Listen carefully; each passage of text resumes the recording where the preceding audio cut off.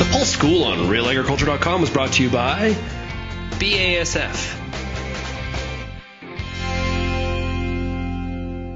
Hey, Kara Ustros here with RealAgriculture.com. I am back here today with another Pulse School episode, and I have here today with me Tom Wolf of Agrimetrics and Sprayers 101.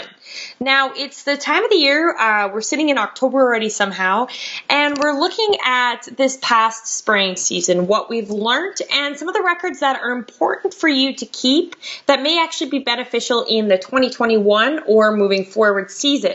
So, Tom, what can you tell me about that? Well, yeah, it is a time to think back. You might go into your cab and change your carbon filter, and you might notice that you've scribbled things on the windows, notes to yourself. And, it's almost a time to reminisce and to say, all right, what went well? What was I frustrated with? Did our filling and cleaning, did that take too long, or is it working well? Did I get stuck? What's the issue there? Should I be looking at these wider, LSW style tires, which are becoming more popular? Like, we're moving beyond the 650s into the 800s, even 900s now on sprayers, really monster tires for flotation. So those are the kinds of things you might want to think about. But you really want to think, did I miss a lot of days spraying because it was too windy? And we did have a pretty windy spring. And, the standards kind of change as you go through, and you say, well, I don't want to use a really coarse spray because I'm not sure about coverage. But if I had used a coarse spray earlier on, then maybe I would have got my spraying done in a more timely manner. That does matter. So those kinds of decisions, and so on. So you might be ready to do a continuous rinse installation or convert something else to make it more efficient. Those kinds of things. So if a producer, say, for example, this is their first year out spraying, what sort of records are they going to want to keep for next year when it comes to spraying and looking at the year? What are some of those things that they should be writing down? Yeah. So, the monitor gives you a performance data. Most monitors do, and they'll tell you how many hours you had and how many acres per hour you performed. And typically they'll count engine hours, but when you do acres per hour, they'll only do the acres sprayed and the spraying hours you use. So only when the sprayer was actually on do the hours actually count. So you get actually pretty good numbers. You might have 120, 130 acres per spray hour, right?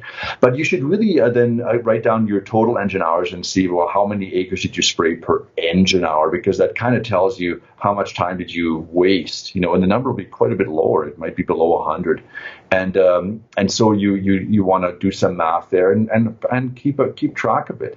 You'd also count your gallons. So, what was the average gallons per acre that you put on? And you might notice some trends there as you're moving towards maybe a later season spraying, more desiccation. Maybe you're doing a fall application of a soil residual just before freeze up.